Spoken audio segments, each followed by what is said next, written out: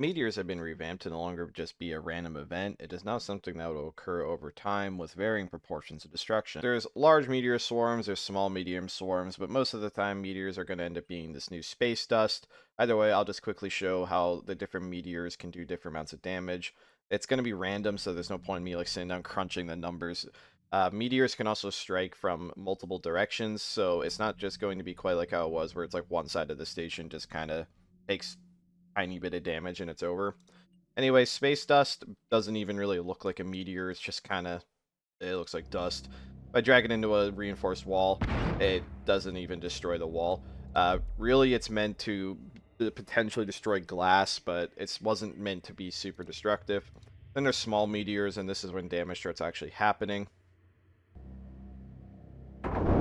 So the way meteors work now is they actually crash through tiles and then explode. So like if a meteor were to pierce through here, for example, and go through evac, it could actually do spacing on the inside of the station, where before that just really wasn't the case. So a small meteor destroyed actually 3 reinforced walls. A medium meteor looks like it goes for about 4 or 5-ish before it actually fully explodes, and a large meteor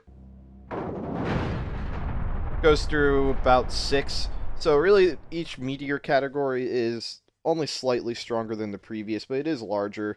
And I mean, 6 reinforced walls is quite a lot. That could pierce through an entire department if it hits at the right angle. Mannequins have been added to the game, and they can be crafted by hand with just 5 pieces of wood and 2 rods. You could put things like hard suits on them, even apply the helmet. You can see the full list of things you could put on them, so you can customize them pretty heavily. They actually can be unanchored, so you can drag them around, and without examining it, it kind of just looks like a person. There have been further changes to what projectiles hit or can pass over, depending on if you aim at it. Lasers have also been made to be on par with bullets, as in they both will either pass over the same objects or hit the same objects. For example, crates, racks, and computers can now all be shot over. This is true of lasers and normal bullets. Taller objects like vending machines and closets, though, you cannot shoot over. This actually removes quite a lot of cover from the game. Computers especially, I'm kind of surprised you could shoot over them. These were normally used pretty often as body blockers for fights in like the bridge and stuff like that. So there's less places to hide now when you're getting shot at. Also, when you are stunned on the ground, you will now be shot over instead of hit directly, and that is true for both lasers and bullets. But you can always aim right at them still. Wielding has received some changes. Now if you try to wield a weapon and you have something in your offhand, it will drop that item on the ground. Also, if you swap hands when you have an object wielded, it will automatically let it go. So, a little bit more functional and a little less clunky trying to wield and unwield your weapons. This was a while ago, but it was during the content freeze. The firefighting remote has been removed, so that means Atmos techs now have to use more traditional methods of blocking of halls, like either welding the doors or blocking them with inflatables, whatever the case may be. Hollow fans are definitely going to be a bit more important for these things as well, to prevent people from opening doors and spreading fires and stuff. Firelocks have received some pretty nice changes and things to make them a bit more aware.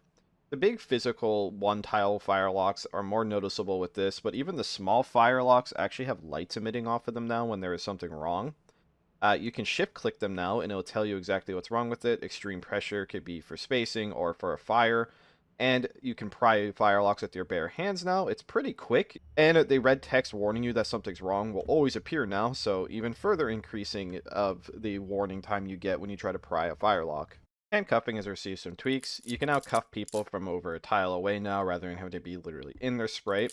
And once somebody is fully handcuffed, as long as you have them grabbed, aka control left click them they're in your hands, it takes them twice as long to break out of their cuffs. So if you're searching somebody and they start breaking out of their cuffs, you have twice as long to react to pull them or stop them from uncuffing themselves. Tesla coils will now actually generate more power. Really all that means is that the Tesla engine will now generate more power, which will be better for larger stations and more steady power output. The AME has been nerfed to its original values, meaning that a one-core AME will not power an entire station. You can, however, inject an unsafe amount of fuel to power an entire station. Pipe stacking has been removed, and this fundamentally changes the way a lot of Atmos techs have dealt with things. If you try to place a pipe overlapping a pipe, for example, like this, it's totally fine. However, if you try to place a pipe exactly where another pipe is, it'll say that pipe doesn't fit, and it will literally just place it on the floor as an item rather than actually going in the ground.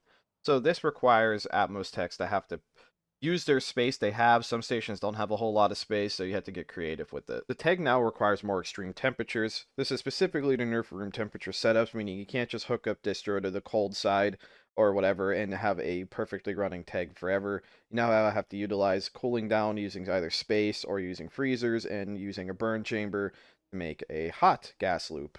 The Singularity has received some changes. When it grows large enough that it can break out of containment itself, it will no longer drain on its own anymore, meaning it has to be killed with particle decelerators.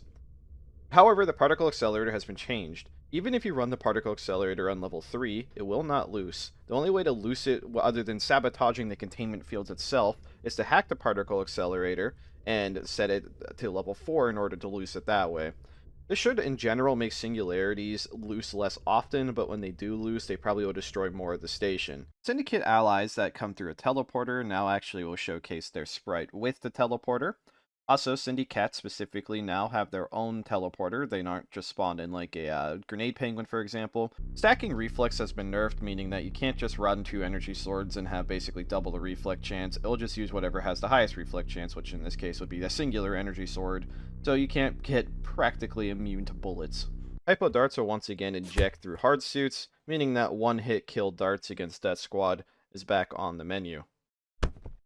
Killer tomatoes have been changed to be individually stronger, but they will now auto-expire after 5 minutes, meaning that making an army of literal hundreds will no longer be possible, but you could make a steady production line of them instead. Attention, enemy communication intercepted. Security level elevated. Sleeper agents can now only roll once rather than, I think, what was an unlimited amount of times, meaning that the station will not eventually all become syndicate agents with unlimited time. Reagents that affect plants specifically now have their own plant metabolism section in the guidebook. So for example, if you want to know what weed killer does to a plant, it will tell you what it does to a plant or what it does to a person. You can now properly fix vending machines by having a welder, welding mask optional. Safety squints are practiced often. This will actually just fully fix the dro vending machine, whatever it might be, and let you use it like normal, or be denied access like normal. People who have no air or in a critical state will now gasp audibly. And when they die, they will have a death gasp. And just for fun, the Throngler was removed from the Grand Lottery. If science has researched non-lethal ammunition, security can now make tranquilizer cartridges in a box form so they can carry more on them rather than having to spam them out individually. Really, this just makes it like all the other ammo in the game. Moon boots have been added to the game, and they're under the same tech as mag boots. Moon boots are actually rather powerful, especially if you're a moth. It basically gives you the ability of being like in no gravity. So what these are basically a form of no slips. Like you can even slide over lube with stuff like this. For moths, you definitely want this. Otherwise, mag boots is probably a little bit more practical. But if you were to get stunned or something with these boots, you would just kind of float away. So it actually could prevent you from getting stunned and cuffed. Cargo can now order fax machines for $2,000, so if you want to have your own fax machine or you are trying to replace a fax machine, you could do so now. The hand teleporter can no longer place things off-grid. So if I place a portal in cargo, for example, and then I try to go to the automated trade station and place it, let's say the portal fizzles as you try to place it, destroying both ends. So this is for any grid, but portals are primarily used to go to the automated trade station, so you didn't have to fly out there. So yeah, it's a pretty big change to the hand teleporter. Cyborgs and other non-humans will no longer get deleted if they are on something like a salvage grid when it despawns. So you no longer have to rush off of it very early or just preemptively in order to not get fully deleted. You are like everyone else now. You'll just float in space when it is gone.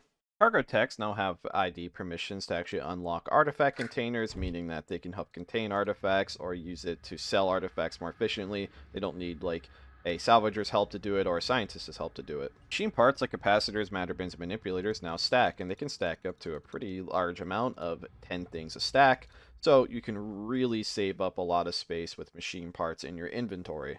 Medical cyborgs now have a built-in health analyzer, so they can actually prioritize treating without having to use health analyzers. This is very, very helpful for Medborgs and gives them a much more strong sense of being able to treat patients.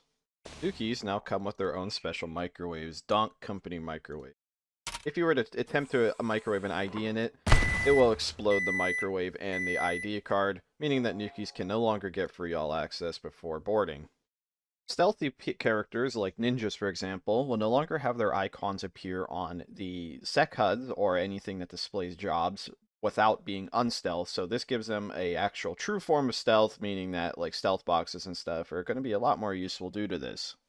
Field tanks exploding has been nerfed quite heavily. Even if I walk up to one and melee at point blank, I only lost probably 30-ish HP. It doesn't space anything anymore, but it might break a window if you're nearby.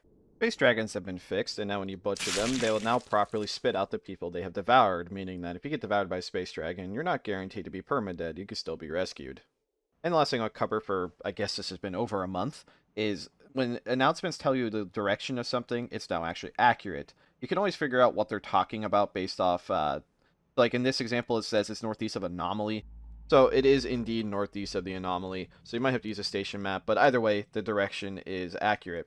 Some of this stuff is well over a month old, some of this stuff is a day old, some stuff is an hour old, but either way, it is still to keep people up to date from the last update vlog. Anyways, I want to give all of our maintainers or contributors a huge thank you for helping maintain the game during the content freeze. Things have gotten more stable, things are more balanced, and content is back on the menu again. Thank you for watching.